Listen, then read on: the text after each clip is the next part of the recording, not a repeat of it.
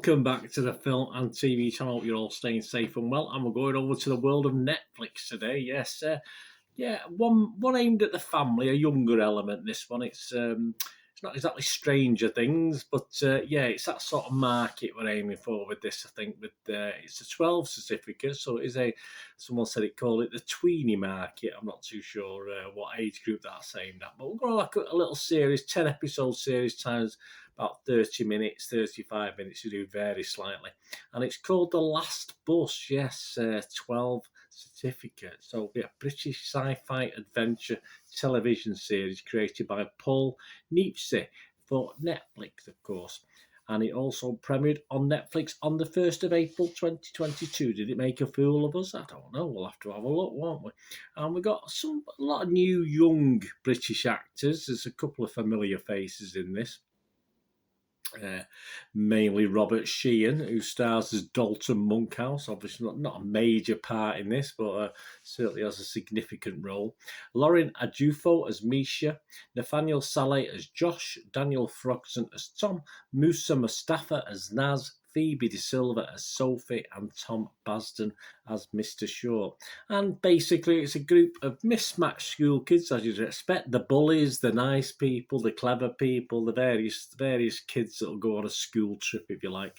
A group of mismatched school kids who band together to face a fearsome new machine intelligence, yes. Internet Movie Database rating, well, interestingly enough, even though the episodes are scoring sort of in the 7s for the episodes, the actual overall score is only 5.3 out of 10. So that's a little bit rubbishy, isn't it? That's based on just 341 scores and reviews that have been left. 6 to 9 people, so there's quite a few 10s, there's quite a few 1s, so I've discounted those. They more or less balance each other out. There's a few more 10 out of 10s and 1 out of 10s, but I've took those away, and we're left with 118 people who've scored it between 6 and 9 out of 10, and between 2 and 5 people only who scored it, between 2 and 5 people, 84 people who scored it between 2 and 5. I don't know what I'm talking about, guys, as usual. And that's if you look at the 6 to 9s, that's 58% positivity. So a little bit higher than the average, and that's what I call the positivity rating. So not a total disaster. As you can see from those scores, my little thoughts on it, it is very mixed on this. Some people, certainly people who've left reviews and written reviews, giving it 10 out of 10.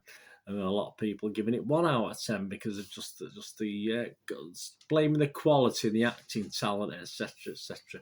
I mean, I think, if you're going to make a comparison with these sort of Netflix children, family-based things, you're probably going to compare them to a lot of CBBC stuff. So does it compare to that? Probably does to a lot of it. Yeah, I mean, I would say it sort of stands up fairly well. I mean, it is a mixed bag, as you'd expect, of young and old acting talent, not the greatest, which is the norm for these British-based offerings, of course, with the talent pool we've got. Some are good, some are not. It's just how it is.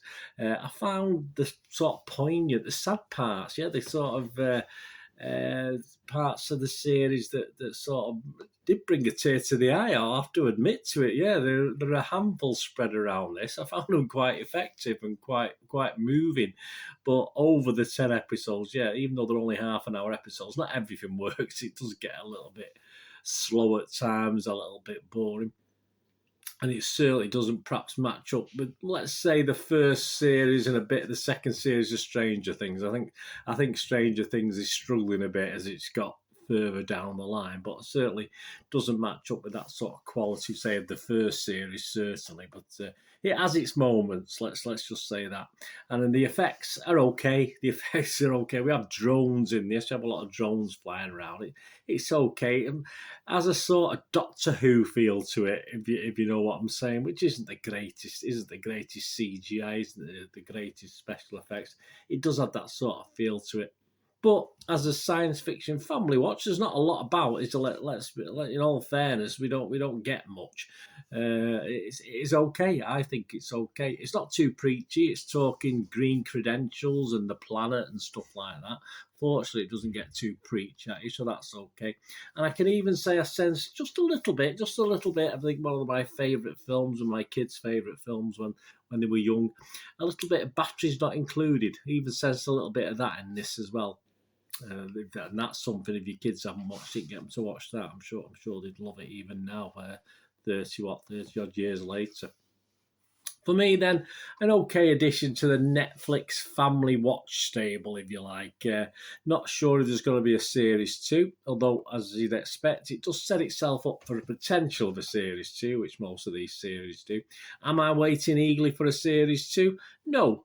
Will the kids it's aimed at be waiting eagerly for a season 2? Not particularly, I don't think. It's not that outstanding. So I am going to score it just slightly less than my watchable 6. I think it is watchable for certain age groups, certainly from a family point of view.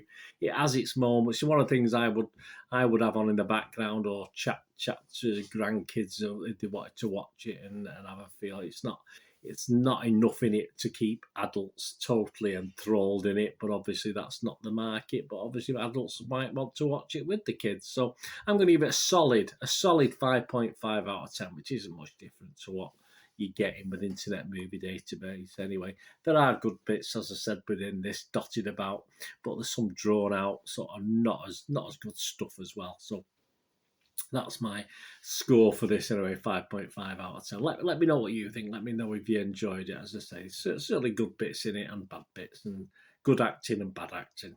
A bit of a mishmash, in all fairness.